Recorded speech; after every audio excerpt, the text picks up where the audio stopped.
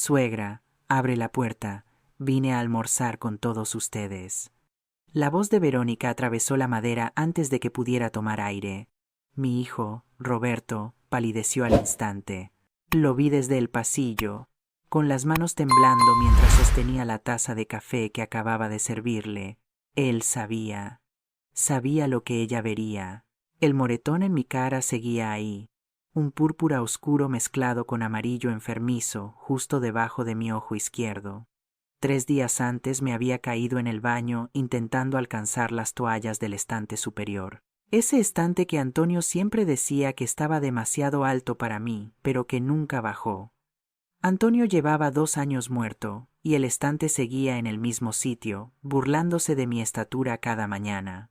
No tuve tiempo de cubrirlo con maquillaje, no tuve tiempo de inventar una historia creíble. Roberto se levantó de la silla, como si el suelo se abriera bajo sus pies, y caminó hacia la puerta con pasos que arrastraban culpa. Yo me quedé congelada en medio del salón, con el delantal todavía puesto, oliendo a cebolla y tomate del guiso que había preparado solo para él, solo para mi hijo, porque Verónica nunca avisaba cuándo vendría. La puerta se abrió. Verónica entró con esa seguridad que poseen las personas que nunca han tenido que pedir permiso para nada, tacones sonando como sentencias contra el suelo de parqué, un bolso de diseño colgando de su brazo, perfume caro llenando el espacio y empujando el olor de mi comida casera hacia los rincones de la casa, su pelo recogido en un moño perfecto, pintalabios rojo, uñas impecables. Yo, con mi delantal manchado y mi pelo gris atado con una goma vieja, me sentí como una sombra en mi propia casa. Sus ojos me encontraron de inmediato. Se detuvieron en el moretón como un halcón detectando movimiento en la hierba. Roberto intentó decir algo. Su boca se abría y cerraba como un pez fuera del agua, pero no salió ningún sonido. Verónica caminó hacia mí con pasos medidos, calculados, y por un segundo pensé que preguntaría qué había pasado, que mostraría aunque fuera una pizca de preocupación. Siéntate. Descansa. Su voz era dulce, casi maternal, pero sus ojos eran fríos como el acero. Me tocó el hombro con una mano suave y me guió hacia el sofá como si fuera una anciana frágil que necesitaba ayuda para caminar 3 metros. Roberto seguía de pie junto a la puerta, mirando hacia otro lado, cobarde, siempre cobarde cuando se trataba de enfrentar a su mujer. Me senté porque mis piernas ya no podían sostenerme, no por cansancio físico, sino por ese agotamiento del alma que viene de años de ser tratada como si fueras un problema que alguien tiene que resolver. Verónica colocó su bolso en el sillón, ese sillón que había sido de Antonio, donde se sentaba cada noche a leer el periódico con sus gafas de media luna descansando en la punta de la nariz. Metió la mano en su enorme bolso, ese bolso donde siempre llevaba cosas cuya utilidad yo no entendía. Cremas carísimas, agendas de cuero, bolígrafos que costaban más que mi compra del mes.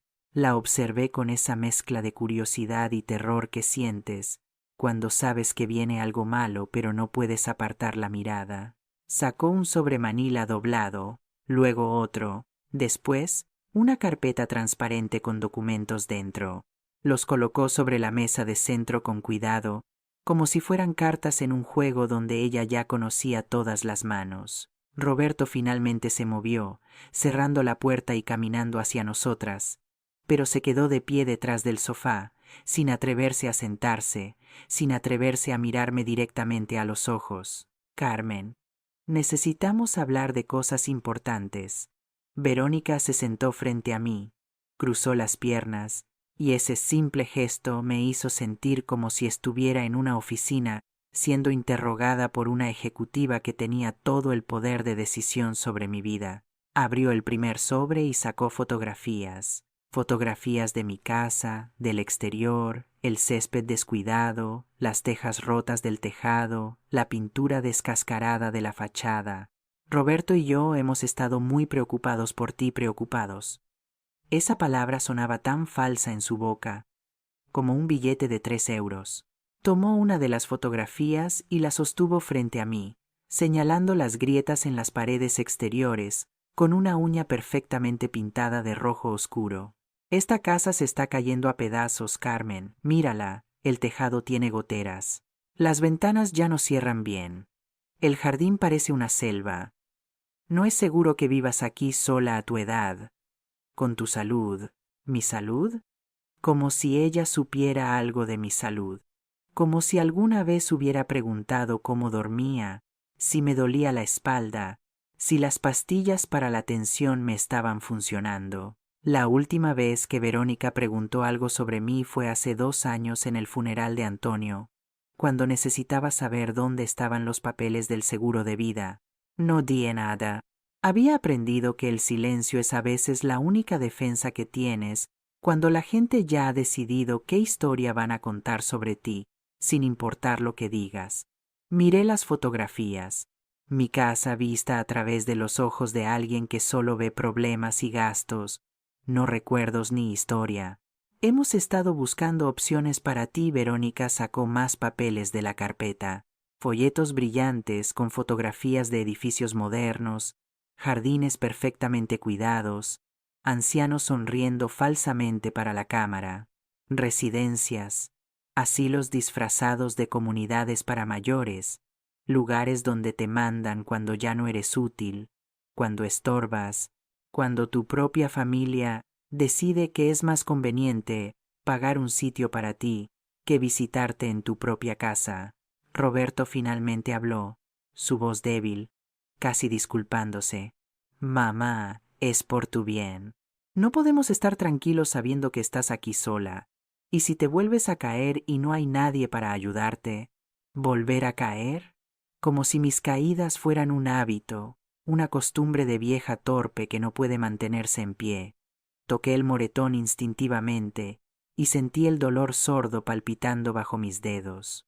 Me había caído, sí, pero me había levantado sola, curado sola y seguido adelante sola, tal como lo había hecho durante 2 años, desde que Antonio cerró los ojos por última vez en la cama que compartimos durante 43 años. Verónica continuó como si Roberto no hubiera hablado, como si sus palabras fueran solo un eco necesario de lo que ella ya había decidido.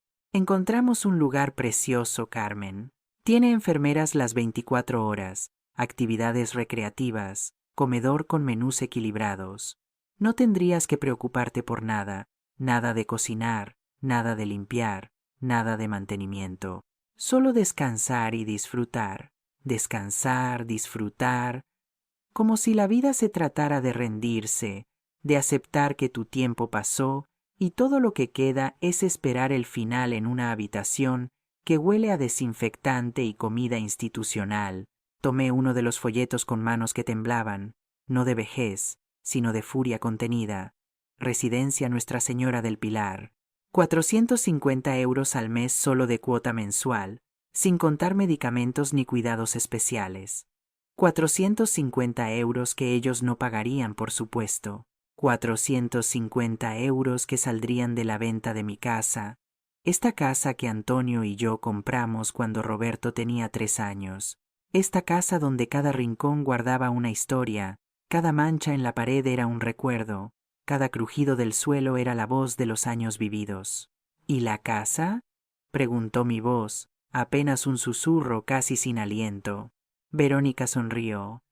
Esa sonrisa que mostraba todos sus dientes blancos y perfectos, esa sonrisa que no llegaba a sus ojos. La venderíamos, obviamente. No tiene sentido mantener esta propiedad vacía, consumiendo impuestos y servicios. Con lo que saquemos de la venta, pagaríamos tu estancia en Nuestra Señora del Pilar durante varios años, y lo que sobre, lo guardaríamos para cuando necesites cuidados más especializados. Guardaríamos lo que sobre, no lo guardaríamos para ti, lo guardaríamos. Ellos, como si el dinero de la venta de mi vida ya fuera suyo, como si yo ya estuviera muerta y solo faltara el papeleo para enterrar el cuerpo. Roberto seguía callado, mirando hacia la ventana, hacia cualquier parte menos mi cara. Cobarde. Mi hijo se había convertido en un hombre que dejaba que su mujer tomara todas las decisiones, moviera todas las piezas, dictara cómo debía vivir su propia madre. Verónica sacó más papeles. documentos legales con letra pequeña y términos que no entendía completamente. Poder notarial, decía uno. Transferencia de propiedad, decía otro. Solo necesitamos que firmes aquí, Carmen, y aquí y aquí. Formalidades para agilizar el proceso, para que no tengas que preocuparte por ningún trámite legal o burocrático. Nosotros nos encargaremos de todo. Empujó un bolígrafo caro hacia mí. Uno de esos bolígrafos pesados que usan los abogados para firmar cosas importantes, cosas que cambian vidas, cosas que no se pueden deshacer. El bolígrafo descansaba sobre los documentos como una serpiente, esperando el momento exacto para atacar. No dije que sí, pero tampoco dije que no. Me quedé mirando esos papeles, esas firmas esperando ser completadas, esa vida que otros habían diseñado para mí sin siquiera preguntar si era lo que yo quería. El moretón en mi cara pulsaba con cada latido de mi corazón, recordándome que ya no era joven, ya no era fuerte, que tal vez ellos tenían razón, y yo estaba siendo terca por puro orgullo. Verónica se inclinó hacia adelante, su perfume invadiendo mi espacio, su voz bajando a un tono casi conspiratorio.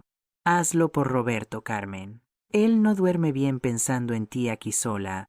Dale esa tranquilidad. Sé que es difícil, pero es lo mejor para todos. Para todos. No para mí, para todos ellos. No firmé ese día. Verónica guardó los papeles con una sonrisa tensa, de esas que usa la gente cuando finge paciencia, pero está hirviendo de frustración por dentro. Roberto me besó la frente antes de irse. Un beso rápido, frío, que olía a culpa. Y luego desaparecieron por la puerta, dejando el olor del perfume caro flotando en mi salón como recordatorio de que habían estado ahí, invadiendo, decidiendo, planeando mi futuro sin mí. Me quedé sentada en el sofá hasta que la luz del día comenzó a morir afuera de la ventana. No encendí las lámparas. Me gustaba la penumbra, la forma en que las sombras cubrían los muebles viejos y las paredes descascaradas que tanto molestaban a Verónica. En la oscuridad, mi casa seguía siendo hermosa. En la oscuridad, todavía podía escuchar la risa de Antonio desde la cocina. Todavía podía ver al pequeño Roberto corriendo por el pasillo con sus coches de juguete. Pero la oscuridad no dura para siempre. Nunca dura. Las semanas siguientes fueron como vivir en una casa que ya no era mía, aunque mi nombre todavía estuviera en la escritura. Verónica empezó a venir más seguido, siempre con excusas diferentes. Traía comida porque me veía demasiado delgada. Venía a revisar las goteras del tejado. Simplemente pasaba por aquí y decidió saludar. Mentiras suaves envueltas en falsa preocupación. Cada vez que venía, traía algo consigo, no regalos, sino cambios. Un día llegó con un hombre que se presentó como contratista y empezó a tomar medidas de las habitaciones sin mi permiso. Otro día trajo a una mujer de una agencia inmobiliaria que recorrió mi casa con una tablet en la mano, tomando fotografías de cada rincón, valorando mi vida en metros cuadrados y valor de mercado. Carmen, solo estamos preparando el terreno. Cuando decidas mudarte, todo estará listo. Cuando decida, como si fuera mi decisión, como si tuviera opción. Roberto venía con ella, pero hablaba cada vez menos. Se había convertido en un accesorio silencioso de su mujer, un hombre que se encogía cuando ella hablaba, que apartaba la mirada cuando yo buscaba sus ojos, rogándole ayuda, rogándole que recordara quién era yo antes de ser solo un problema por resolver. Una tarde, Verónica llegó con cajas de cartón plegadas que dejó en el pasillo junto a la puerta de mi dormitorio, para que empieces a empacar lo que quieras llevar a Nuestra Señora del Pilar, Carmen. El espacio allí es limitado, así que tienes que elegir solo lo esencial, como si 43 años de matrimonio, 35 años criando a un hijo, 65 años de vida, pudieran reducirse a lo que cupiera en 3 cajas de cartón. Me quedé mirando esas cajas vacías como si fueran ataúdes esperando ser llenados. No pude dormir esa noche. Me levanté a las 3 de la madrugada y caminé por la casa, tocando las paredes, los marcos de las puertas, el tirador de la cocina que Antonio había reparado tantas veces que yo conocía cada uno de sus chirridos. Abrí el armario de nuestro dormitorio y hundí mi cara en la ropa de Antonio que todavía colgaba ahí, buscando su olor. Pero después de 2 años, solo quedaba el aroma de naftalina y tiempo muerto. Las cajas seguían en el pasillo cuando amaneció. Las evité durante 3 días hasta que Verónica volvió y preguntó con esa dulzura venenosa que había perfeccionado: ¿Has empezado a empacar, Carmen? La directora de Nuestra Señora del Pilar me llamó ayer. Tienen una habitación disponible con vista al jardín. Es perfecta para ti, pero no pueden reservarla mucho tiempo. Hay lista de espera. ¿Lista de espera? Como si fuera un privilegio, una oportunidad que no podía desperdiciar. Como si otras ancianas estuvieran peleándose por el derecho a dejar sus casas, sus vidas, sus recuerdos, para ir a morir en una habitación pequeña con vista a un jardín que nunca sería suyo. Empecé a notar otras cosas, pequeñas invasiones que tal vez había pasado por alto antes, o justificado como preocupación familiar. Verónica había cambiado la cerradura de la puerta principal sin decirme. Un día llegué del supermercado y mi llave ya no funcionaba. Tuvo que tocar el timbre de mi propia casa y esperar a que Roberto, que estaba dentro instalando algo en el cuarto de huéspedes, viniera a abrirme. Es por seguridad, mamá. Esta cerradura es más moderna, más difícil de forzar. Me dio una copia de la llave nueva, pero cuando la revisé esa noche, descubrí que habían hecho 3 copias. Una para mí, una para Roberto, una para Verónica. Mi casa ahora tenía 3 dueños, aunque solo una pagaba el impuesto sobre bienes inmuebles. Las cosas empezaron a desaparecer. Primero fue el jarrón de porcelana que Antonio me había regalado en nuestro 20º aniversario. Había estado en la repisa de la chimenea durante años, y un día simplemente ya no estaba. Cuando pregunté, Verónica dijo que se había roto mientras limpiaba y que había tirado los pedazos para que no me lastimara. Lo siento mucho, Carmen. Era tan frágil. De todas formas, en Nuestra Señora del Pilar no podrás tener cosas así. Es mejor ir aligerando la carga ahora. Luego desaparecieron las fotografías de la boda de Antonio y mía, que estaban en marcos de plata sobre el aparador del comedor. Verónica dijo que las había llevado a reenmarcar porque se veían viejas y deterioradas. Nunca las devolvió. Cuando insistí, me mostró fotos digitalizadas en su teléfono y me dijo que era mejor así, más moderno, que las imágenes físicas ocupaban espacio y juntaban polvo. Las joyas de mi madre, que guardaba en una caja de madera en el cajón inferior de mi cómoda, se convirtieron en otro campo de batalla. Verónica las descubrió una tarde cuando yo estaba en el baño. Cuando salí, estaba sentada en mi cama con la caja abierta, tocando cada pieza con sus dedos perfectamente manicurados. Esto vale dinero, Carmen. Deberías ponerlo en una caja de seguridad del banco. No es seguro aquí. Cualquiera podría entrar y robarte. Intenté quitarle la caja, pero ella la apartó con un movimiento suave, casi maternal. Déjame llevármela. La guardaré en mi caja de seguridad hasta que estés instalada en Nuestra Señora del Pilar. No podrás tener joyas allí. Podrían perderse, o alguien podría quitártelas. Ya sabes cómo son esos lugares. Tú no sabes cómo son esos lugares. Quise gritar. Ninguna de las dos lo sabe porque yo nunca he estado en uno, y tú nunca tendrás que estar. Pero no grité. Solo la vi llevarse la caja de madera con las pocas cosas valiosas que me quedaban de mi madre. Las únicas cosas tangibles que me conectaban con la mujer que me crió, que me enseñó a cocinar, que sostuvo mi mano cuando nació Roberto.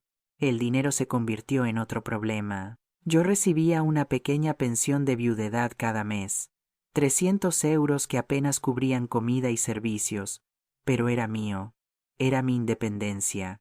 Verónica sugirió que sería más fácil si ese dinero se depositara directamente en una cuenta que ella administraría. Así no tienes que ir al banco, Carmen. A tu edad, caminar hasta allá es peligroso. Yo me encargo de pagar tus facturas y te doy efectivo cuando lo necesites. Cuando lo necesite, no cuando lo quiera. Cuando ella decidiera que lo necesitaba, Roberto estuvo de acuerdo. por supuesto. Roberto siempre estaba de acuerdo con lo que dijera su mujer. Firmé los papeles del banco porque Verónica me explicó con infinita paciencia que era lo más lógico, lo más práctico, que me estaba haciendo un favor al liberarme de esa responsabilidad. El primer mes recibí 50 euros en efectivo. Para tus gastos personales, dijo Verónica. El resto lo usé para pagar la luz y el agua. No pregunté qué había pasado con los otros 200 euros. Tenía miedo de la respuesta. La comida también cambió.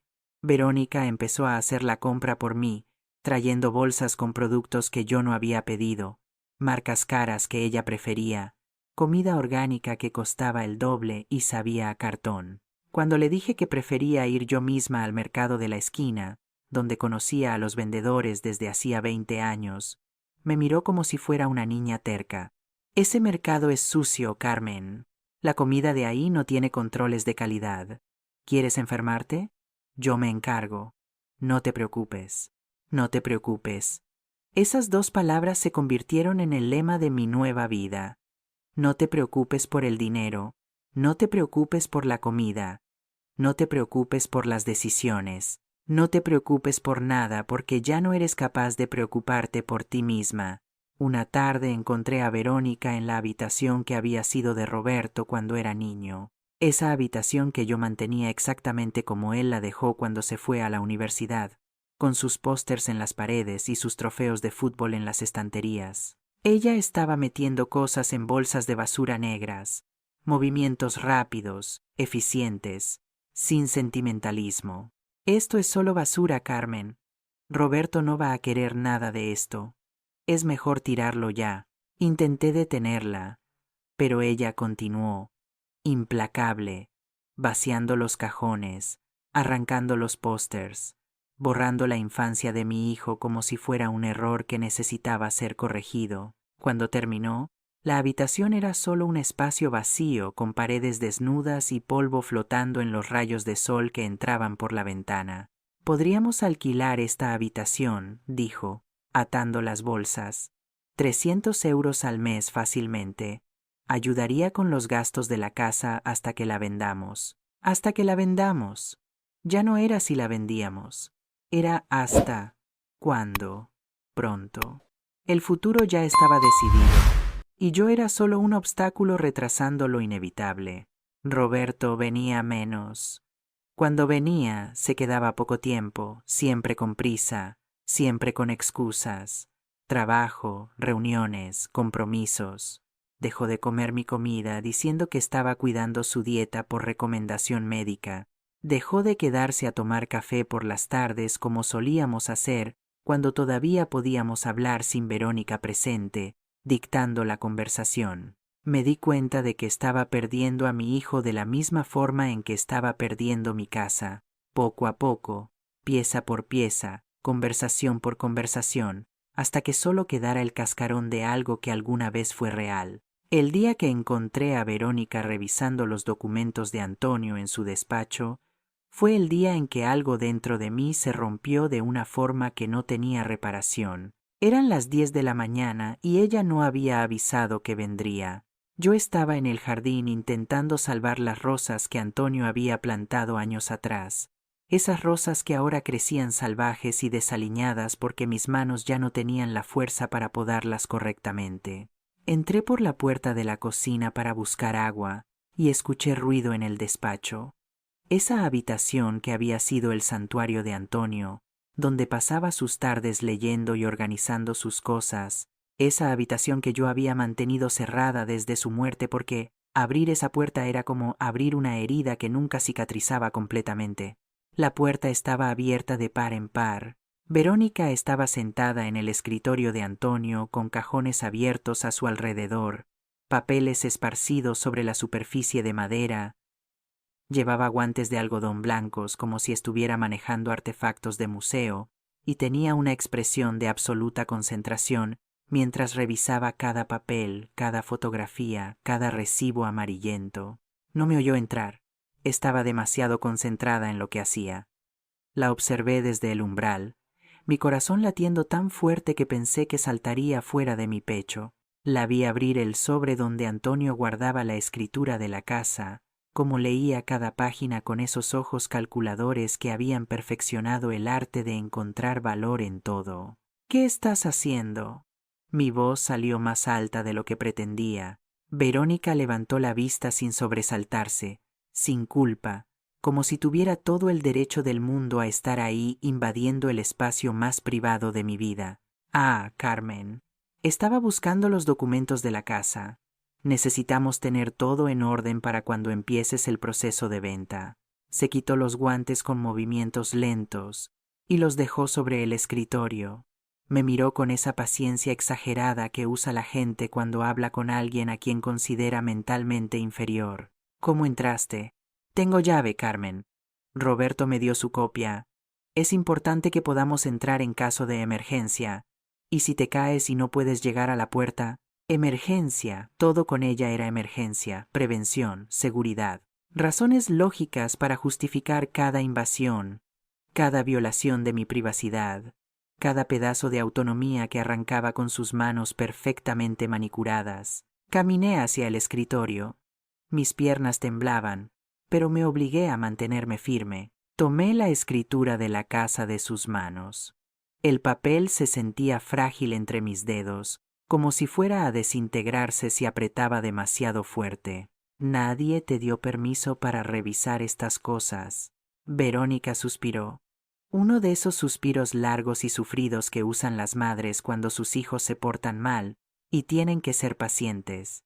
Carmen, entiendo que esto es difícil para ti. Lo entiendo, pero alguien tiene que encargarse de estas cosas. No puedes seguir viviendo en el pasado. Antonio ya no está. Y tú necesitas ayuda para manejar todo esto. Todo esto. Mi vida reducida a papeleo que necesitaba ser manejado, organizado, archivado, vendido. Me quedé ahí sosteniendo la escritura contra mi pecho como si fuera un escudo, sintiendo el peso del silencio de Antonio, su ausencia tan grande que llenaba toda la habitación. Quiero que te vayas, las palabras salieron antes de que pudiera pensarlas. Verónica parpadeó, genuinamente sorprendida por primera vez desde que la conocía. Perdona, quiero que te vayas de mi casa. Ahora. Se levantó lentamente, alisando su falda con las manos, recomponiendo esa máscara de calma profesional que llevaba como armadura. Estás alterada. Lo entiendo. Te dejaré sola para que te calmes y luego podemos hablar con tranquilidad. No quiero hablar contigo, ni ahora ni después. Esta es mi casa y quiero que te vayas. Por un momento vi algo en sus ojos. No era miedo ni respeto. Era cálculo. La vi midiendo la situación, evaluando cuánto más podía presionar antes de que yo me rompiera completamente. Decidió retroceder, pero solo porque era el movimiento estratégico correcto, no porque mi petición tuviera algún valor real para ella. Muy bien, Carmen. Me voy, pero los documentos se quedan aquí en orden, y voy a llamar a Roberto para que venga a hablar contigo. Creo que necesitas ayuda profesional. Ayuda profesional. Código para decir que estaba loca, que estaba senil, que mi reacción no era la de una mujer defendiendo su espacio, sino la de una vieja perdiendo la cabeza. Se fue, dejando el escritorio hecho un desastre, papeles por todas partes, cajones abiertos como bocas hambrientas. Me quedé ahí hasta que escuché su coche arrancar y alejarse por la calle. Solo entonces me permití llorar. Lloré como no había llorado desde el funeral de Antonio. Lloré por la casa que estaba perdiendo, por el hijo que se había convertido en un extraño, por la vida que una vez tuve y que ahora se deslizaba entre mis dedos como arena. Lloré sentada en la silla de Antonio, rodeada de los papeles de nuestra vida juntos, sintiendo su ausencia como un agujero negro que tragaba todo lo que yo había sido. Roberto llegó 2 horas después. Entró sin llamar, usando su llave, gritando mi nombre con esa voz preocupada que sonaba más a fastidio que a afecto genuino. «Mamá, ¿qué pasó?» Verónica me llamó llorando, diciendo que la echaste de la casa. Verónica llorando. Esa imagen era tan falsa que daba risa, pero Roberto se la había comprado completamente. con intereses incluidos. Él estaba de su lado, siempre estaba de su lado. Estaba revisando los documentos de tu padre sin mi permiso. Mamá, ella estaba ayudando. Alguien tiene que organizar todo este desastre. Mira, este lugar hizo un gesto amplio hacia el despacho con disgusto, como si la vida de su padre esparcida en papeles viejos fuera basura que necesitaba ser tirada. Esto necesita limpiarse. Esto necesita organizarse. No puedes hacerlo sola. No pedí ayuda, pero la necesitas, solo que no lo ves. Esta casa se está cayendo a pedazos. Apenas puedes cuidar de ti misma. Sigues aferrada a cosas que ya no importan. A mí me importan. Roberto se pasó las manos por el pelo, frustrado, agotado, harto. Lo miré y entendí que ya no era mi niño. Era un hombre de 40 años que veía a su madre como una carga, un problema por resolver, un obstáculo entre él y la vida tranquila que Verónica había diseñado para ambos. Mamá, Verónica y yo hemos estado hablando. Creemos que sería mejor que te fueras a Nuestra Señora del Pilar pronto. Muy pronto. Ya no es negociable, no negociable, como si alguna vez lo hubiera sido, como si mi opinión hubiera importado en algún punto de este proceso. Esta es mi casa, Roberto. Y es una casa que no puedes mantener. Los impuestos están 3 meses atrasados. ¿Lo sabías? Verónica los pagó de su propio dinero porque tú ni siquiera te diste cuenta de que no habías pagado. Mentira. Los impuestos estaban pagados. Yo misma había ido al banco hace 2 meses e hice el pago. Tenía el recibo guardado en mi dormitorio, en la caja donde guardaba todos los documentos importantes, pero la cara de Roberto mostraba convicción absoluta. Él creía lo que estaba diciendo. Verónica le había mostrado algo, algún papel falso, alguna cuenta manipulada, y él le había creído sin cuestionarlo. Tengo los recibos. Verónica dice que esos recibos son viejos, que estás confundida con las fechas. Mamá, esto es exactamente de lo que estamos hablando. Ya no puedes manejar estas cosas sola. No estoy confundida. Mírate la cara. Mírate la cara en un espejo. Tienes moretones cada 2 semanas. Te caes constantemente. El otro día, el vecino te encontró desorientada en el jardín. Mira, no puedes seguir así. El vecino, don Tomás, que vivía 3 casas más abajo y que efectivamente me había encontrado en el jardín una tarde cuando me mareé por el calor. Había sido un momento, 5 minutos de debilidad, y ahora se convertía en evidencia de mi incapacidad mental. Me quedé callada porque entendí algo terrible y definitivo. No importaba lo que dijera, no importaba cuánto me defendiera. Roberto ya había tomado su decisión. Verónica ya había ganado. Yo era la loca, la senil, la vieja que no podía cuidar de sí misma y necesitaba ser salvada de sí misma. Ya firmamos el contrato con Nuestra Señora del Pilar. Te mudas en 2 semanas. Las palabras cayeron como piedras en agua quieta. 2 semanas. 14 días. El tiempo que me quedaba en la casa donde había vivido 30 años, donde había criado a mi hijo, donde había amado a mi esposo, donde había sido feliz antes de que la felicidad se convirtiera en un recuerdo borroso y doloroso. Yo no firmé nada, lo firmamos por ti. Tenemos poder legal. ¿Recuerdas cuando firmaste esos papeles hace 2 meses?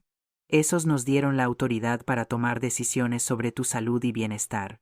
Esos papeles, esos documentos que Verónica había empujado hacia mí una tarde cuando yo estaba cansada, cuando ella había insistido en que eran solo formalidades para agilizar procedimientos en caso de emergencia médica. Había firmado porque confiaba, porque eran mi familia, porque nunca pensé que usarían esa confianza como arma contra mí. Roberto se acercó y puso una mano en mi hombro, un gesto que pretendía ser reconfortante, pero se sentía como el peso de una lápida. Es por tu bien, mamá. Ya verás que estarás mejor en Nuestra Señora del Pilar. Harás amigos, tendrás actividades. No tendrás que preocuparte por nada. Verónica y yo, iremos a visitarte cada semana, promesas que se evaporarían en un mes, en dos, hasta que las visitas serían una vez al mes, luego cada 2 meses, luego solo en Navidad, si tenían tiempo entre todas sus otras obligaciones. Me dejó en el despacho de Antonio, rodeada de los restos de nuestra vida juntos. Me senté en el suelo entre los papeles, y por primera vez desde que todo esto comenzó, no lloré. Algo dentro de mí se endureció, se solidificó como cemento frío. El dolor se transformó en algo diferente. Claridad. Entendí que si no hacía algo, si no actuaba, en 2 semanas estaría en una habitación pequeña que olía a desinfectante, comiendo comida insípida de cafetería, esperando visitas que nunca llegarían, mientras mi casa se vendía y mi vida se convertía en dinero en la cuenta bancaria de Verónica. No dormí esa noche. Me quedé despierta en la oscuridad de mi habitación, escuchando los sonidos de la casa, cada crujido, cada suspiro del viento contra las ventanas, cada recuerdo atrapado en las paredes. Y mientras escuchaba, empecé a pensar, a planear, a prepararme. A la mañana siguiente me levanté antes del amanecer. Mis manos ya no temblaban. Mi mente estaba más clara de lo que había estado en meses, tal vez años. El miedo se había transformado en algo más útil, más afilado. Determinación. Empecé con lo obvio, mi teléfono móvil, ese aparato que Roberto me había dado el año pasado, diciendo que era importante que estuviera conectada, que pudiera comunicarme en caso de emergencia. Nunca me enseñó realmente cómo usarlo, solo lo básico, pero yo había aprendido sola durante las noches de insomnio, explorando cada función con la paciencia de una artesana.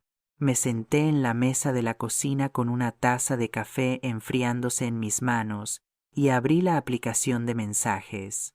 Todos los mensajes entre Roberto y Verónica estaban ahí. Él nunca supo que yo sabía cómo acceder a esa información porque nunca me preguntó cuánto entendía de tecnología. Para ellos, yo era una vieja que apenas podía encender la televisión. Leí durante 2 horas.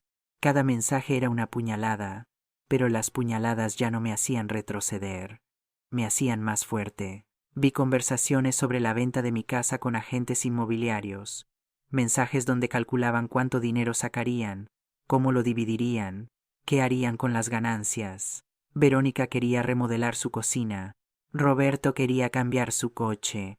Encontré mensajes donde discutían cómo manejarme, estrategias para convencerme, para presionarme, para hacerme firmar. Verónica escribía cosas como: «Tiene que parecer su decisión», o «No podemos ser demasiado directos. Se pone terca». Roberto respondía con: «No te preocupes, casi está convencida o déle unos días más, se cansará de resistirse». Tomé capturas de pantalla de cada mensaje importante. No sabía exactamente para qué las usaría, pero sabía que necesitaba pruebas. Pruebas de que no estaba loca, de que no lo estaba imaginando, de que todo esto era real, calculado y cruel. Luego fui al despacho de Antonio. Los papeles seguían esparcidos donde Verónica los había dejado, pero ahora los miraba con ojos diferentes. Busqué la escritura de la casa y la fotografié también. Busqué el testamento de Antonio, ese documento que había hecho revisar por un abogado 6 meses antes de morir. Lo leí completo por primera vez. Antonio me había dejado todo. La casa, las cuentas bancarias, todo estaba a mi nombre. No había ninguna cláusula que le diera derechos a Roberto sobre la propiedad mientras yo estuviera viva. Verónica lo sabía. Por eso necesitaba que yo firmara. Por eso necesitaba el poder notarial. Por eso necesitaba convencerme de que vender era mi idea. Fotografié el testamento. Fotografié los recibos del pago de impuestos. Los que supuestamente no había pagado. Estaban todos ahí, organizados cronológicamente, incluyendo el pago de hace 2 meses. Verónica había mentido. Roberto había creído la mentira sin verificar. Guardé todos los documentos importantes en una bolsa de tela que escondí en el fondo de mi armario, detrás de cajas de zapatos viejas que nadie revisaría. Dejé copias en su lugar, pero los originales estaban a salvo ahora. Luego hice algo que nunca pensé que haría. Fui a la ferretería de la esquina, la que donde don Jiménez me conocía desde hacía 20 años. Le pedí que cambiara la cerradura de la puerta de mi dormitorio. No le di explicaciones y él no preguntó. Solo asintió con ese entendimiento silencioso de la gente que ha vivido lo suficiente para saber que algunas cosas no necesitan palabras. Mientras don Jiménez trabajaba en la puerta, organicé mi habitación. Traje todos los objetos de valor que quedaban en la casa. Las fotografías que Verónica no se había llevado, los documentos, la única pieza de joyería de mi madre que me quedaba, una pulsera de oro que había estado escondida en una lata de galletas vacía en la cocina. 2 días después, Verónica tocó a mi puerta a las 9 de la mañana. Entró con su llave, pero se detuvo en el pasillo cuando vio que la puerta de mi dormitorio tenía una cerradura nueva. «¿Qué es esto, Carmen?» Su voz había perdido toda pretensión de dulzura. Era fría, directa, molesta. Seguridad. Como tú dijiste, es importante sentirse segura en la propia casa. Verónica caminó hacia mi puerta e intentó girar el pomo. Cerrado. Me miró con esos ojos calculadores, reevaluando la situación, reevaluando mi capacidad de resistencia. Necesito entrar ahí. Hay cosas que empacar. No hay nada que empacar todavía. Carmen, no empieces con esto. Ya hablamos. Te mudas en menos de 2 semanas. Me quedé en silencio, sosteniendo su mirada. Por primera vez en meses, no aparté la vista primero. Ella parpadeó, y en ese parpadeo vi algo que no había visto antes. Incertidumbre. Dame la llave de esa puerta. No. La palabra salió firme, sin temblor, sin disculpa. Verónica dio un paso hacia mí, y por un momento pensé que perdería el control, que la máscara de civilidad caería completamente, pero se contuvo. Todavía necesitaba mantener las apariencias. Voy a llamar a Roberto. Lámolo. Sacó su teléfono y marcó sin quitarme los ojos de encima.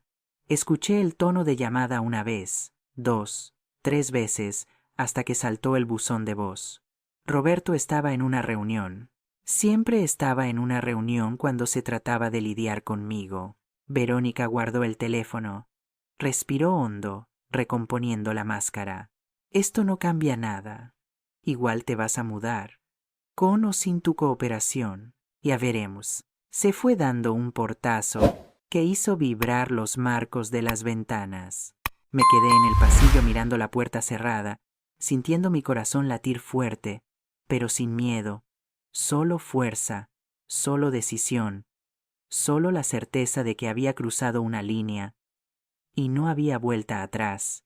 Esa noche dormí con la puerta de mi dormitorio cerrada con llave por primera vez en 30 años. Y dormí bien, profundo, tranquilo, como no había dormido desde que Antonio cerró los ojos para siempre. Los días siguientes fueron una guerra silenciosa. Verónica venía cada mañana, y cada mañana se encontraba con puertas cerradas, con mi negativa tranquila pero firme, con una versión de mí que ella no conocía y no sabía cómo manejar. Ya no era la suegra dócil que aceptaba todo, que firmaba lo que le ponían delante, que dejaba que otros tomaran decisiones sobre su vida. Roberto finalmente apareció el 4.º día. Llegó por la tarde después del trabajo con esa mirada cansada de hombres que preferirían estar en cualquier lugar menos donde están. Tocó la puerta con los nudillos, suavemente, casi disculpándose por existir. «Mamá, abre. Necesitamos hablar». Abrí la puerta, pero no me hice a un lado para dejarlo pasar. Me quedé en el umbral, ocupando el espacio, marcando territorio. Él notó el cambio inmediatamente. Vi la confusión en sus ojos. Ese momento de recalibración cuando te das cuenta de que las reglas del juego han cambiado sin que nadie te lo dijera. Verónica dice que pusiste una cerradura en tu habitación. Así es. ¿Por qué? Porque es mi habitación en mi casa y puedo poner las cerraduras que quiera.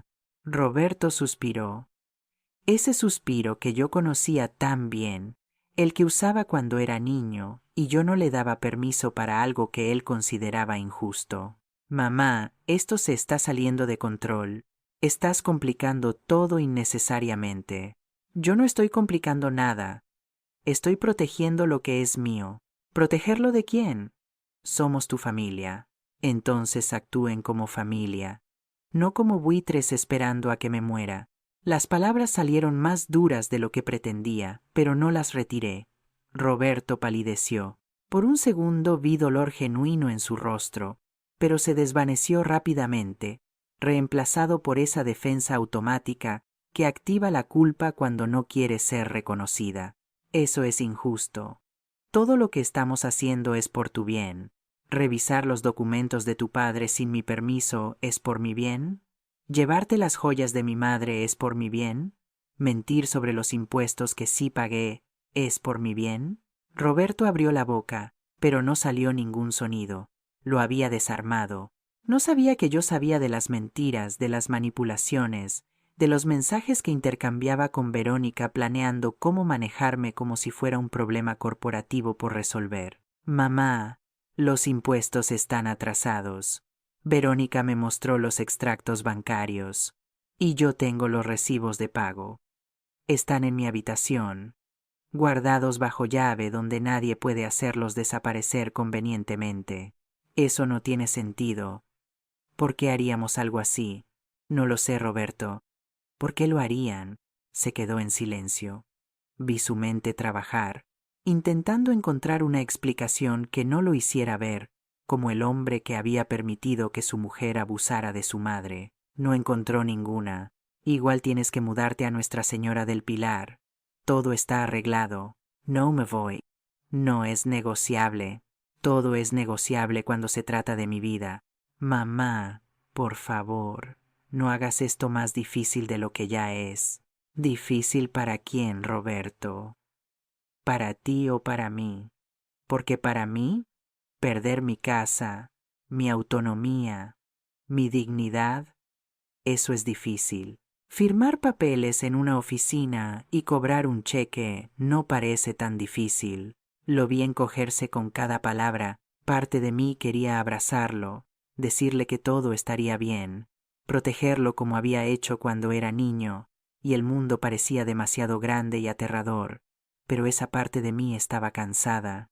Había protegido y perdonado y cedido durante demasiado tiempo. No me voy a mudar. Cancela el contrato con Nuestra Señora del Pilar. No puedo hacer eso. Ya pagamos el depósito. 500 euros no reembolsables. 500 euros que salieron de mi pensión. Seguro, 500 euros de mi dinero usados para comprar mi prisión. Entonces pierde el depósito. No es mi problema.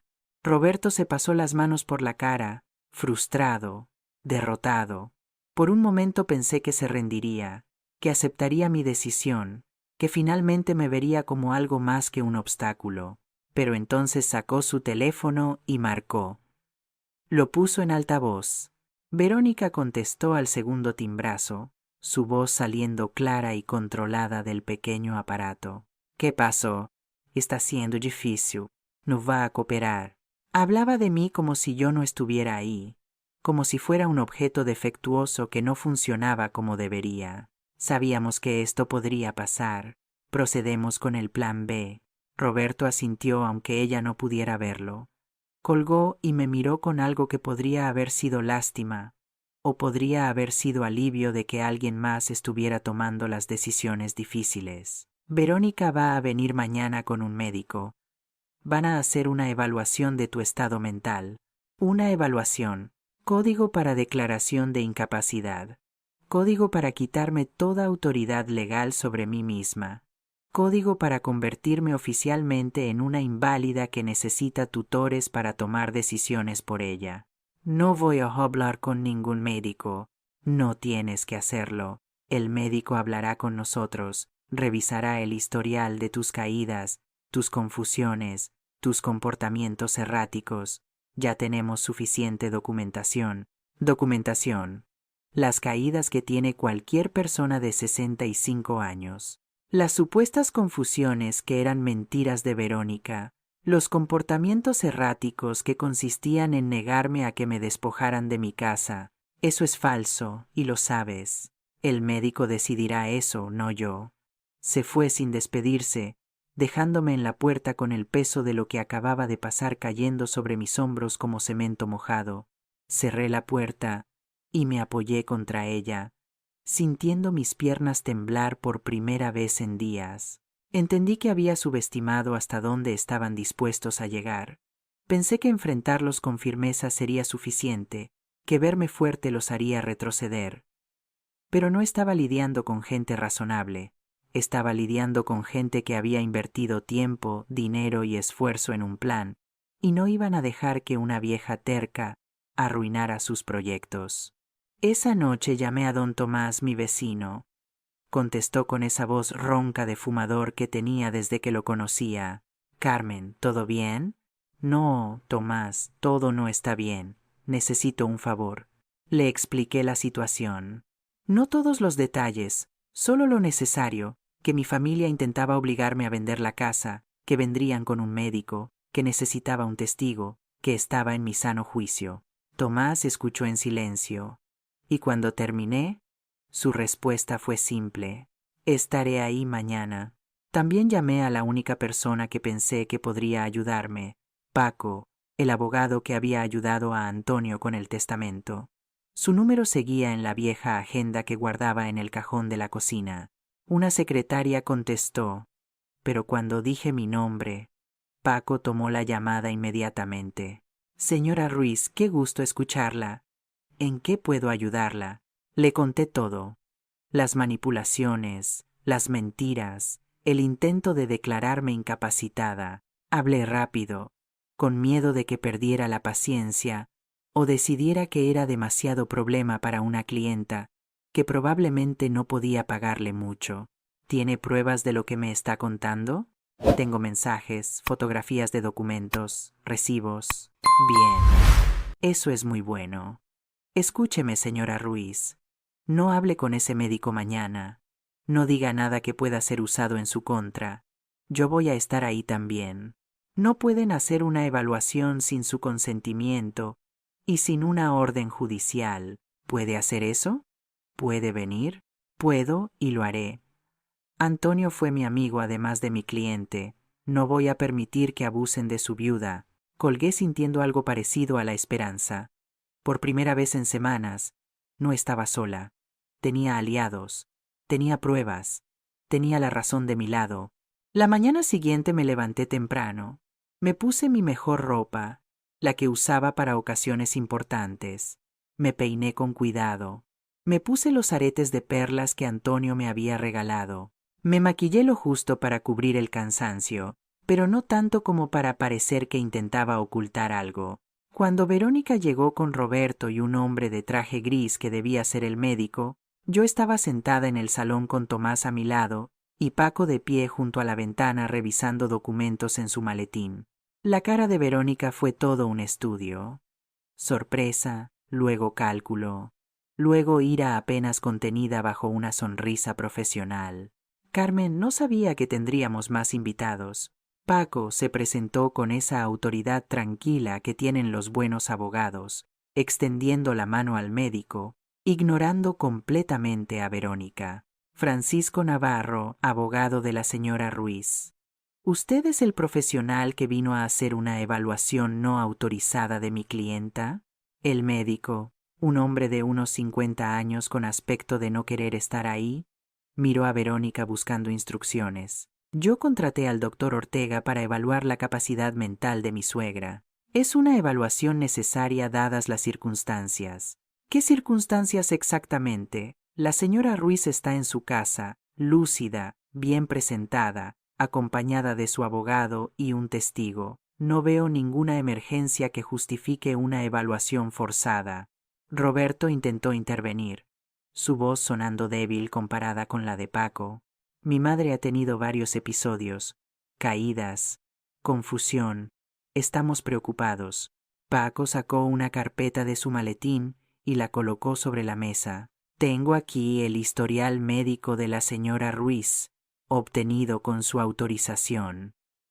No hay diagnóstico de demencia, Alzheimer, ni ninguna condición que afecte su capacidad mental. Las caídas que mencionan son normales para su edad, y ninguna ha resultado en hospitalización ni tratamiento prolongado. Verónica se sentó en el sillón sin ser invitada, cruzando las piernas, recomponiendo su estrategia sobre la marcha. También tenemos preocupaciones sobre su capacidad para manejar sus finanzas. Los impuestos de la casa están atrasados. Paco sonrió. No era una sonrisa amable. Los impuestos están pagados y al día. Tengo aquí copias certificadas de todos los pagos. ¿Le gustaría revisarlos, doctor Ortega? El médico levantó las manos en un gesto de rendición. Yo solo vine a hacer una evaluación si la paciente consentía. Claramente, este es un asunto familiar complejo que no requiere mis servicios. Se fue rápidamente, escapando de una situación que se había vuelto incómoda y potencialmente problemática para él. Verónica lo vio irse con ojos que podrían haber iniciado un incendio. El silencio después de que el médico se fuera era tan denso que casi podías tocarlo. Verónica seguía sentada en el sillón de Antonio, su postura perfecta empezando a agrietarse en los bordes. Roberto estaba de pie junto a la puerta, como calculando la distancia más corta para escapar. Paco permanecía junto a mí, inmóvil, esperando.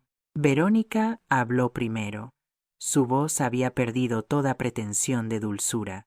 Esto no termina aquí, Carmen. Sabes que no termina aquí. Tienes razón. No termina aquí. Termina contigo fuera de mi casa y fuera de mi vida, hasta que puedas tratarme con el respeto que merezco. Roberto finalmente encontró su voz, aunque estaba rota. Mamá, por favor, somos familia. La familia no roba. La familia no miente. La familia no intenta declarar a su madre incompetente para quitarle su casa. Verónica se levantó bruscamente, el control finalmente rompiéndose. Quédate con tu casa.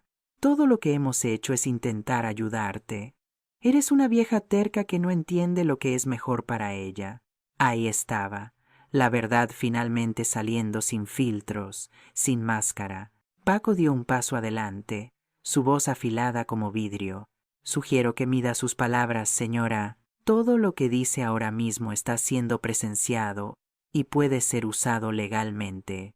Verónica me miró con un odio tan puro que por un momento pensé que me golpearía, pero se controló, agarró su bolso y caminó hacia la puerta. Vámonos, Roberto. Roberto no se movió. Se quedó ahí, mirándome con ojos que ya no reconocía. Ya no era el niño que había criado, que había dormido en mis brazos, cuyos rasguños y corazones rotos había curado. Era un extraño atrapado entre dos mundos, incapaz de elegir. Roberto, la voz de Verónica, era una orden, no una petición. Él la siguió como siempre lo hacía, como un perro obediente que ha olvidado que alguna vez fue libre. Antes de cruzar la puerta, Roberto se volvió hacia mí una última vez. Esto no es lo que yo quería, mamá, tienes que creerme. Entonces deberías haber querido algo diferente. Se fueron. El sonido de la puerta cerrándose resonó por la casa como un disparo final. Tomás puso una mano en mi hombro, un gesto simple de solidaridad. Paco recogió sus documentos con movimientos eficientes. Señora Ruiz, necesito que entienda algo. Esto probablemente va a empeorar antes de mejorar. Su nuera no parece el tipo de persona que acepta la derrota fácilmente. Lo sé. Bien. Entonces prepárese. Recomiendo que cambie todas las cerraduras de la casa, no solo la de su habitación. Documente cualquier intento de contacto o intimidación y considere instalar cámaras de seguridad si su presupuesto lo permite. No tengo mucho dinero, admití, sintiendo vergüenza por primera vez desde que todo esto comenzó. Paco cerró su maletín y me miró con ojos amables. Antonio me ayudó cuando estaba empezando mi carrera y no podía permitirme un abogado corporativo. Le debo esto. No se preocupe por mis honorarios por ahora. Ya nos preocuparemos de eso cuando estemos seguros de que su casa y su autonomía están protegidas. No supe qué decir. Las palabras se atascaron en mi garganta junto con lágrimas que me negué a derramar frente a ellos. Tomás llenó el silencio. Tengo una cámara de seguridad vieja en mi garaje. Mi hijo la instaló hace años y luego compró una nueva. Funciona perfectamente. La traeré esta tarde. Los dos hombres me dejaron sola en mi casa, que de repente se sentía más grande y más silenciosa de lo que había estado en mucho tiempo. Me senté en el sofá y por primera vez permití que el cansancio me inundara completamente. Había ganado esta batalla, pero Paco tenía razón. Verónica no se rendiría tan fácilmente. Conocía a gente como ella. Las había visto en telenovelas, en historias que otras mujeres contaban en el mercado, en artículos de periódicos sobre familias destruidas por herencias y propiedades. No pararían hasta conseguir lo que querían, o hasta que ya no pudieran seguir intentándolo. Esa tarde, Tomás trajo la cámara.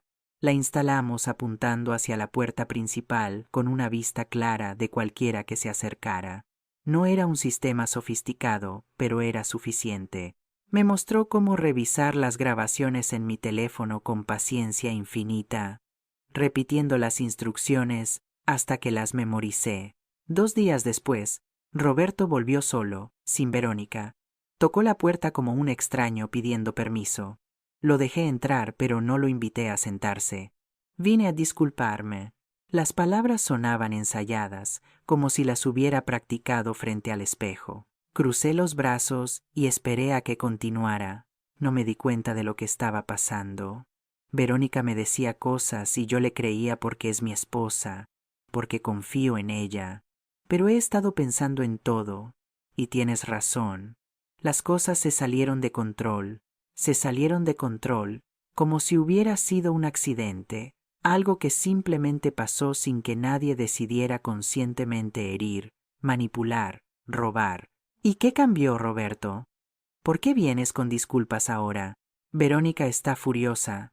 Dice que no quiere saber nada más de ti, que si quieres quedarte en esta casa hasta que se te caiga encima, es tu problema.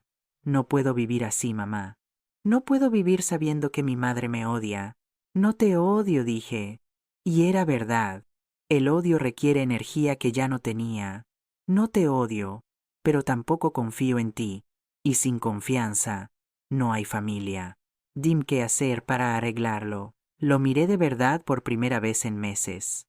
Vi las líneas de preocupación alrededor de sus ojos, la forma en que sus hombros se hundían bajo el peso de una vida que había construido complaciendo a otros. Vi al niño que había sido y al hombre en que se había convertido, y sentí una tristeza profunda por la distancia entre ellos.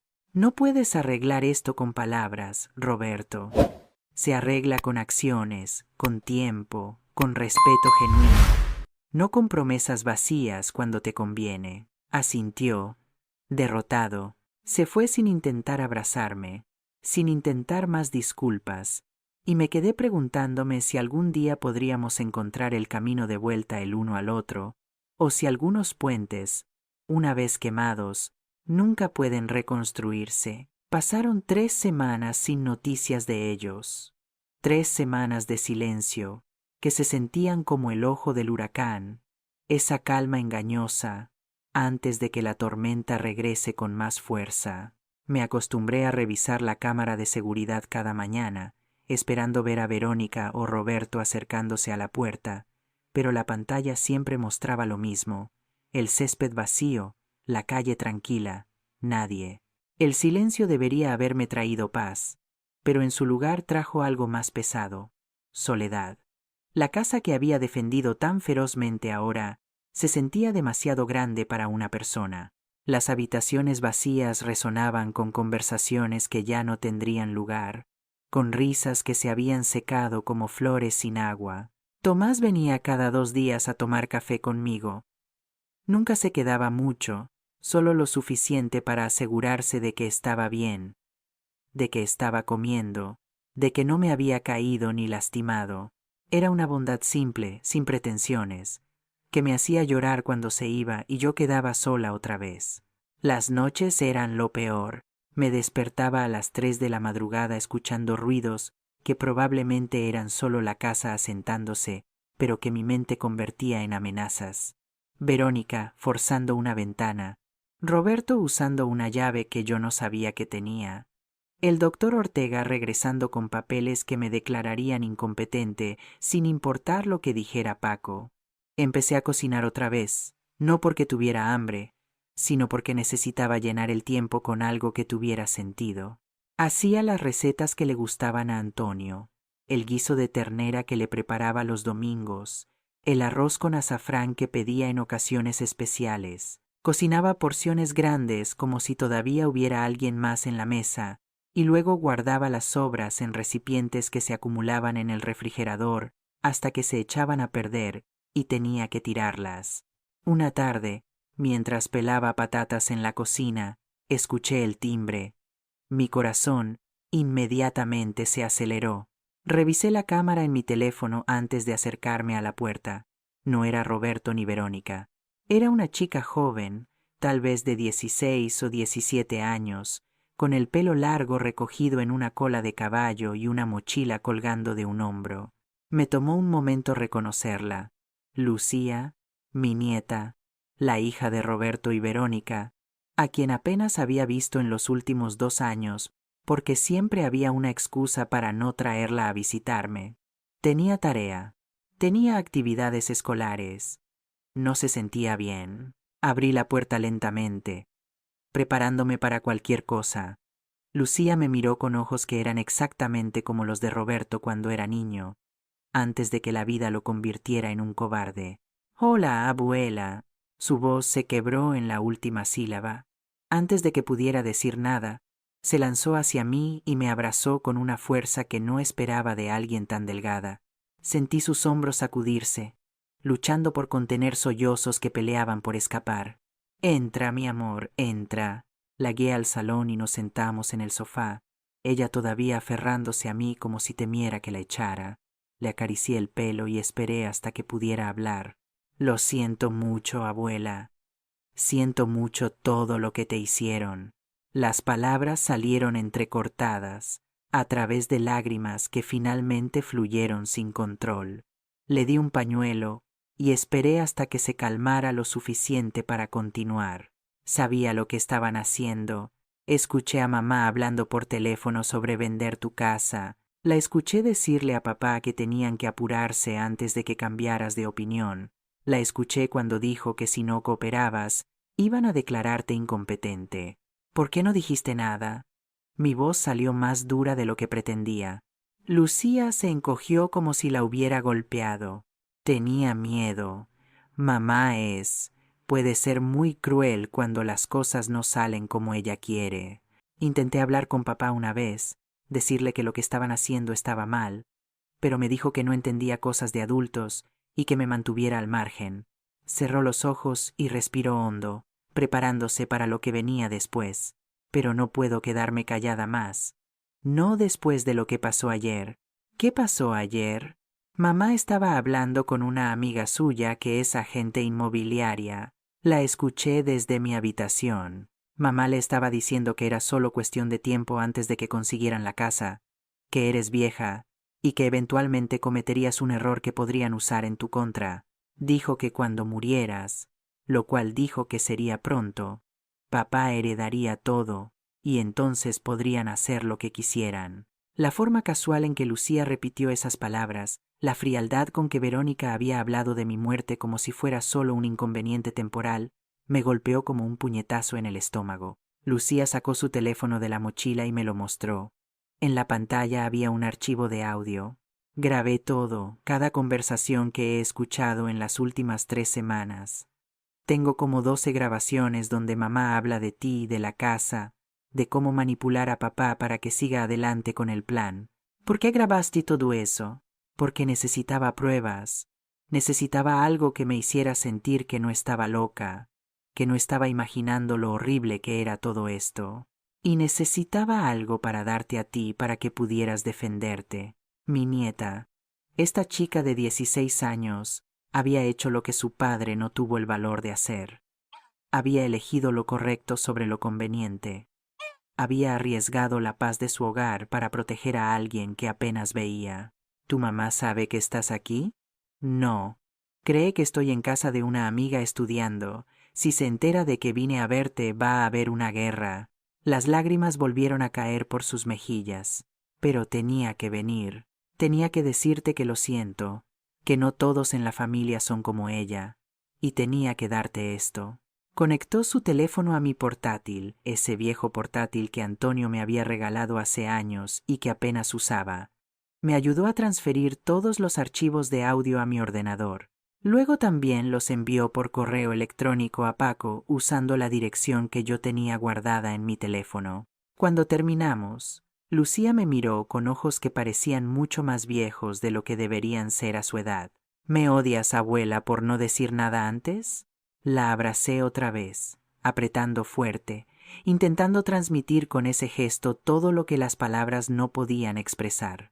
No te odio, mi amor. Eres una niña. No es tu responsabilidad protegerme de tus padres. Pero gracias. Gracias por ser valiente cuando nadie más lo fue. Lucía se quedó una hora más. Le hice chocolate caliente como cuando era pequeña y venía a visitarme. Hablamos de la escuela, sus amigas, sus sueños de estudiar medicina. Por un rato, la casa dejó de sentirse vacía. Por un rato, recordé cómo era tener familia de verdad. Cuando se fue con promesas de volver pronto, me quedé sentada en el salón escuchando las grabaciones que me había dejado. La voz de Verónica salía clara y fría del altavoz del portátil. Cada palabra era una confesión. Cada frase era prueba de la manipulación calculada. En una de las grabaciones, Verónica le estaba diciendo a alguien por teléfono que había contactado a otro médico, uno que estaría dispuesto a hacer una evaluación desfavorable si le pagaban lo suficiente. En otra, hablaba de convencer a los vecinos de que yo estaba perdiendo la cabeza, de que me habían visto vagando por la calle en pijama en medio de la noche. Mentiras, todas mentiras, pero dichas con tal convicción que cualquiera podría creerlas. La última grabación era la más perturbadora. Verónica estaba hablando con Roberto, su voz suave pero venenosa. No puedes seguir dudando, Roberto. Tu madre es un obstáculo. Mientras viva y tenga control sobre esa casa, no podemos avanzar. Necesitamos ese dinero. Lo necesitamos ahora. La voz de Roberto sonaba cansada, derrotada.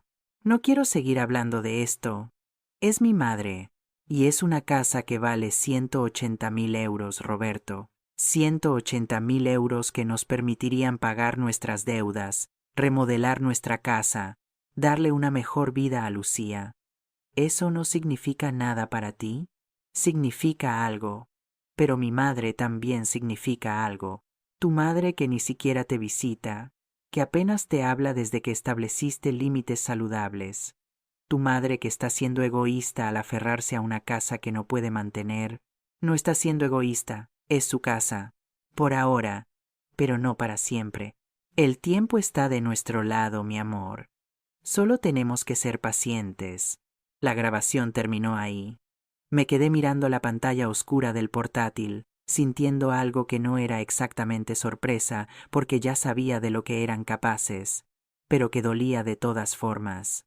Escuchar a mi propio hijo reducir mi valor a un precio de venta, escucharlo hablar de mí como si fuera un problema temporal por resolver con paciencia, eso era un tipo diferente de dolor. Esa noche llamé a Paco. Le conté sobre la visita de Lucía, sobre las grabaciones.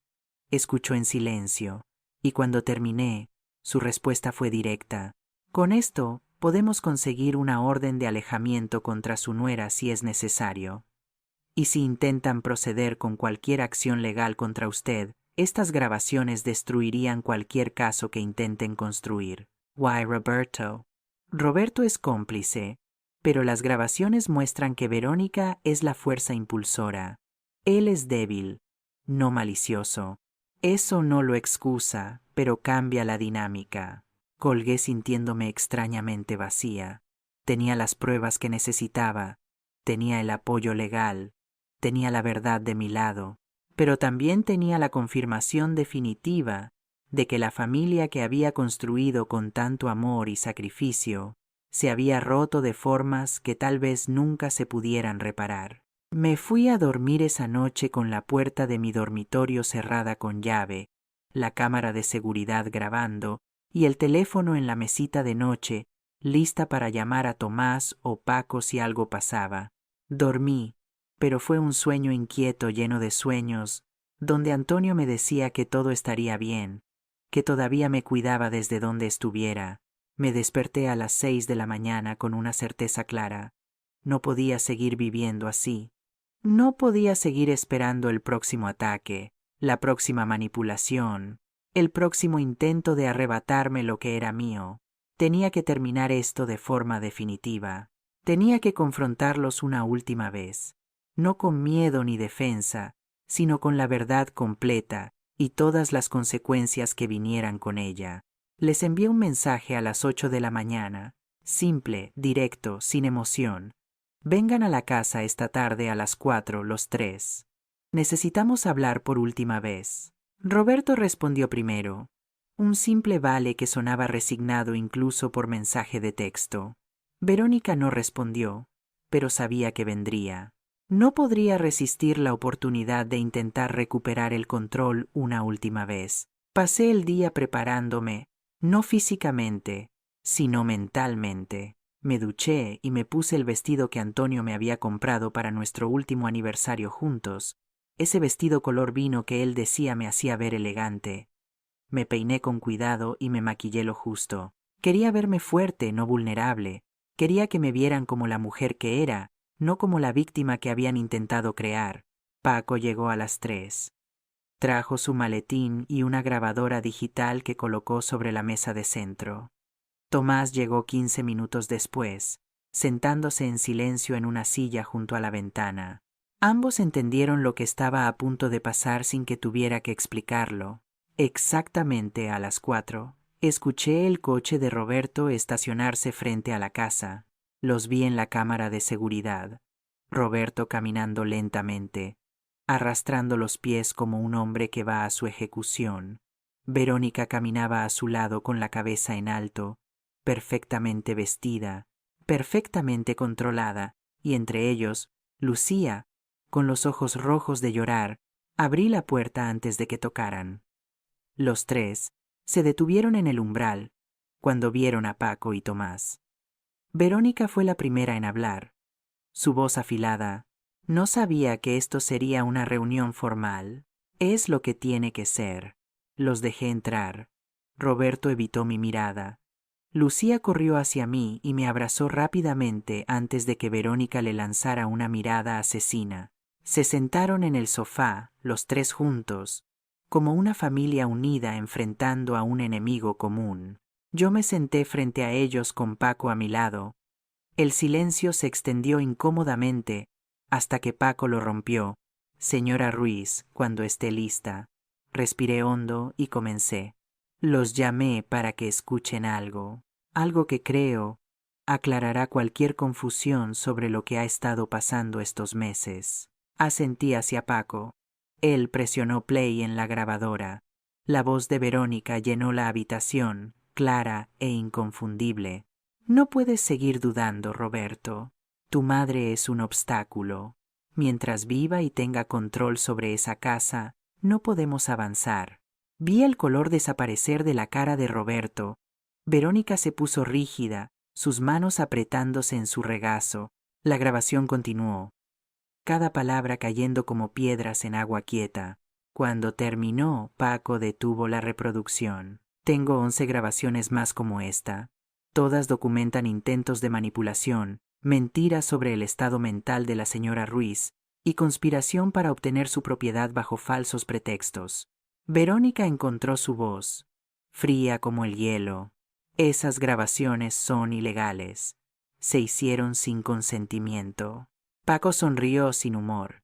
En este país, solo se requiere que una parte de la conversación consienta la grabación.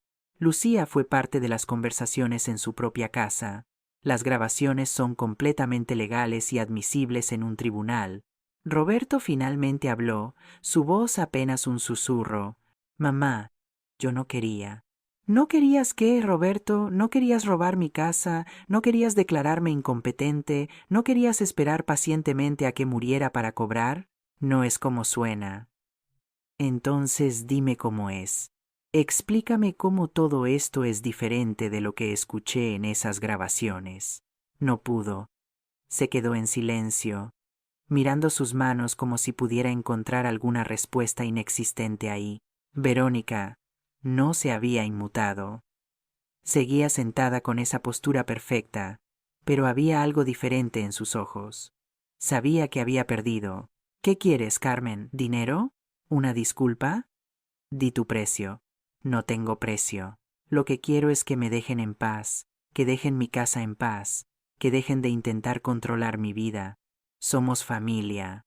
No puedes simplemente cortarnos de tu vida. Mira lo que has hecho y dime que todavía merecen llamarse mi familia.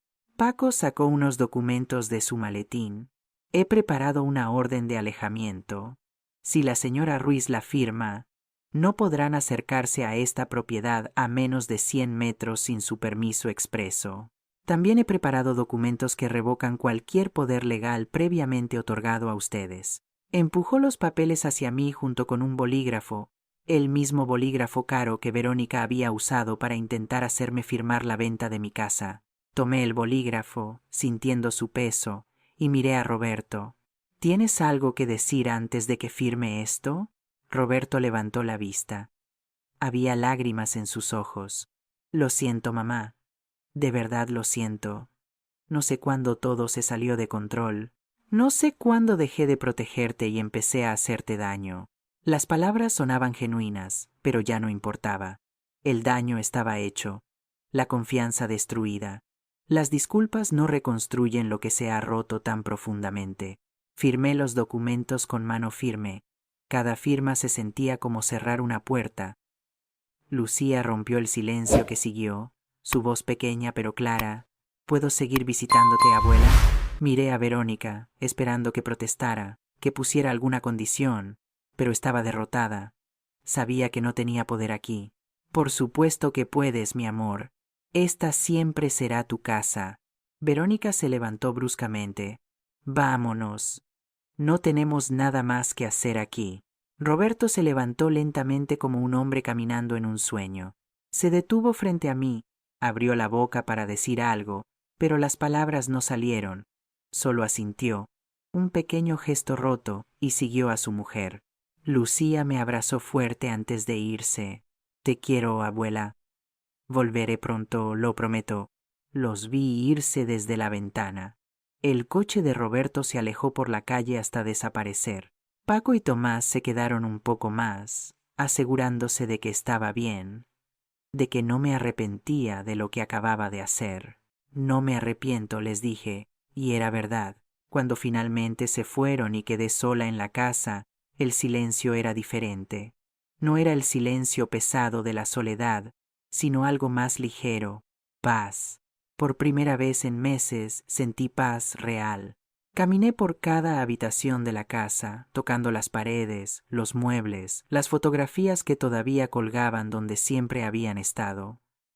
Esta era mi casa, mía, y nadie me la quitaría jamás. Los primeros días después de la confrontación fueron extraños. Me despertaba esperando escuchar el timbre, esperando ver el coche de Roberto en la calle, esperando algún intento más de Verónica por reclamar lo que pensaba que le pertenecía.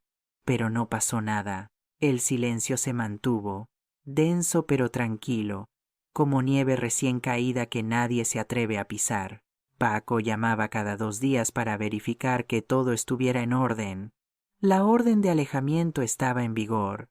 No había habido violaciones. No había intentos de contacto. Verónica y Roberto parecían haber aceptado finalmente que habían perdido. Lucía vino a visitarme el sábado siguiente. Vino sola en autobús con una bolsa llena de ingredientes para hacer galletas como hacíamos cuando era pequeña. No hablamos de sus padres mientras mezclábamos la harina y el azúcar. Solo disfrutamos estar juntas, riéndonos cuando quemamos la primera tanda y celebrando cuando la segunda salió perfecta. Antes de irse, mientras empacaba las galletas sobrantes para llevar a casa, me dijo algo que había estado guardando. Papá está durmiendo en el cuarto de huéspedes. Escuché a mamá gritando anoche que era su culpa que todo saliera mal, que si hubiera sido más firme contigo, nada de esto habría pasado. ¿Y qué dijo tu papá? Nada. Nunca dice nada. Solo se quedó ahí mientras ella gritaba. Sentí algo parecido a la lástima, pero no exactamente eso. Roberto había tomado sus decisiones. Ahora estaba viviendo con las consecuencias, y esas consecuencias incluían una esposa que lo culpaba por su propio fracaso. Las semanas se convirtieron en meses. Llegó el otoño con sus hojas doradas cayendo en el jardín que finalmente había empezado a cuidar otra vez. Tomás me ayudó a podar las rosas de Antonio, limpiar las áreas descuidadas, hacer que el espacio se sintiera vivo de nuevo. Una tarde, mientras regaba las plantas, vi un coche desconocido estacionarse frente a la casa. Mi corazón se aceleró por un momento hasta que vi quién salía. Roberto, solo Roberto, sin Verónica. Se quedó parado en la acera, mirando la casa como si fuera la primera vez que la veía. Caminó lentamente hacia la entrada, pero se detuvo antes de llegar a la puerta, manteniendo la distancia que la orden de alejamiento requería. No salí inmediatamente. Lo observé desde la ventana, viéndolo luchar con algo interno, viendo sus manos abrirse y cerrarse a sus lados. Finalmente salí al jardín, pero me quedé en el porche. No puedes estar aquí, Roberto. Sabes que no puedes. Lo sé. Solo quería verte desde la calle, ver que estás bien. Estoy bien. Nos quedamos así, separados por 9 metros de césped y un abismo de confianza rota. Me voy a divorciar de Verónica. Las palabras cayeron planas, sin drama. No respondí. Solo esperé a que continuara. Debería haberlo hecho hace mucho tiempo. Debería haberte escuchado, haberte creído, haberte defendido, pero no lo hice, y ahora tengo que vivir con eso el resto de mi vida. ¿Por qué me estás diciendo esto? Porque necesito que sepas que lo siento.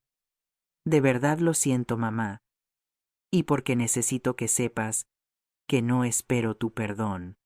No lo merezco. Parte de mí quería correr hacia él, abrazarlo, decirle que todo estaría bien, pero esa parte estaba cansada de salvar a gente que no quería salvarse a sí misma. El perdón no es algo que das porque alguien lo pide. Es algo que viene cuando viene, si es que viene. Roberto asintió, aceptando esas palabras como la sentencia que eran. ¿Puedo al menos saber si algún día podrías considerar dejarme volver a tu vida? No ahora. Lo entiendo. Pero algún día. No lo sé, Roberto, honestamente no lo sé. Es más de lo que merezco escuchar. Se dio la vuelta para irse, pero antes de meterse en el coche, se volvió una última vez. Lucía me dijo que vas a sus partidos de fútbol. Gracias por eso. Gracias por no castigarla por mis errores. Ella no tiene la culpa de nada. Es lo único bueno que salió de todo esto. Se fue sin decir más. Lo vi alejarse y sentí algo liberarse en mi pecho, algo que había estado apretado durante meses. No era perdón, todavía no, pero era el comienzo de algo, la posibilidad de que tal vez, con mucho tiempo y trabajo, pudiéramos encontrar alguna forma de coexistir. Los meses siguientes encontré un nuevo ritmo en mi vida. Las mañanas las pasaba en el jardín, las tardes leyendo los libros que Antonio había dejado en su despacho y que nunca había tenido tiempo de leer. Tomás venía a cenar 2 veces por semana trayendo vino barato e historias sobre sus propios hijos que rara vez lo visitaban. Lucía venía cada sábado. A veces traía amigas, llenando la casa con risas jóvenes y música que no entendía pero disfrutaba escuchar. Me enseñó a usar mejor mi teléfono, a ver videos en línea, a conectarme con un mundo que había estado ignorando por miedo a no entenderlo. Un día, 6 meses después de la confrontación, Paco me llamó con noticias. El divorcio de Roberto se finalizó ayer. Verónica no peleó. Tomó lo que pudo y se fue. Pensé que querrías saberlo. Why, Roberto? Está viviendo en un apartamento pequeño cerca del trabajo. Lucía pasa los fines de semana con él. Por lo que ella cuenta, está intentando reconstruir su relación con su hija. Me alegré por Lucía. Se merecía tener a su padre presente, aunque fuera una versión tardía y rota de lo que siempre debería haber sido. Llegó la primavera, y con ella nuevas flores en el jardín.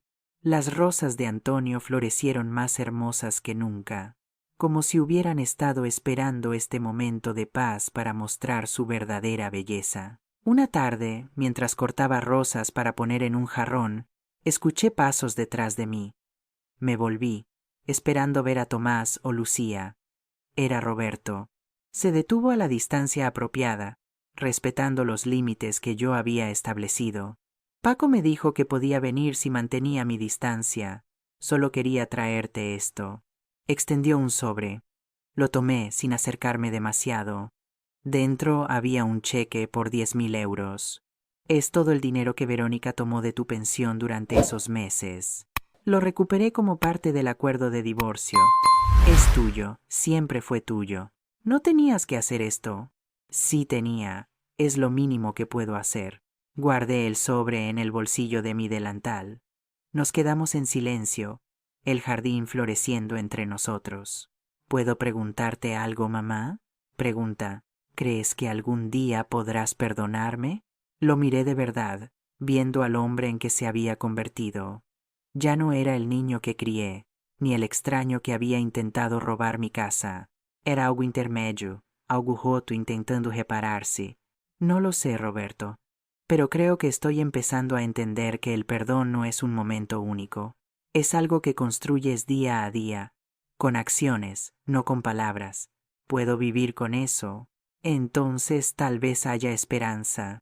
Se fue sin intentar abrazarme, sin pedir más de lo que podía dar, y yo volví a mis rosas, sintiendo el sol en mi cara y la tierra bajo mis pies. Esa noche, sentada en el sofá del salón con una taza de té caliente en mis manos, miré alrededor de mi casa, esta casa que había defendido, que había luchado por mantener, que había estado a punto de perder. Las paredes todavía necesitaban pintura, el tejado todavía tenía algunas goteras, el jardín nunca volvería a ser perfecto, pero era mío, y yo era libre. Y esa libertad, con todo su dolor y su soledad y su incertidumbre, valía más que cualquier paz falsa construida sobre sumisión. Lucía llegó más tarde esa noche con pizza y una película que quería que viéramos juntas. Nos sentamos en el sofá, compartiendo la comida y riéndonos de los chistes que no siempre entendía pero disfrutaba de todas formas. Cuando se fue, dejándome con un beso en la mejilla y promesas de volver pronto, me quedé sentada en la oscuridad del salón, escuchando los sonidos familiares de la casa, el reloj de la cocina marcando las horas, el viento susurrando contra las ventanas, el crujido de las vigas viejas que habían visto tanto, que habían sostenido tanto. Cerré los ojos y por un momento sentí la presencia de Antonio, no literalmente, no como un fantasma, sino como un recuerdo cálido, como la certeza de que había amado y sido amada, de que había construido algo real que nadie podía quitarme sin importar cuánto lo intentaran. Abrí los ojos y miré mi casa, mi hogar, mi vida. No era perfecta. Estaba marcada por cicatrices y pérdidas, por batallas ganadas y relaciones rotas, pero era mía, y yo todavía estaba aquí, de pie, respirando, viviendo, y eso era suficiente.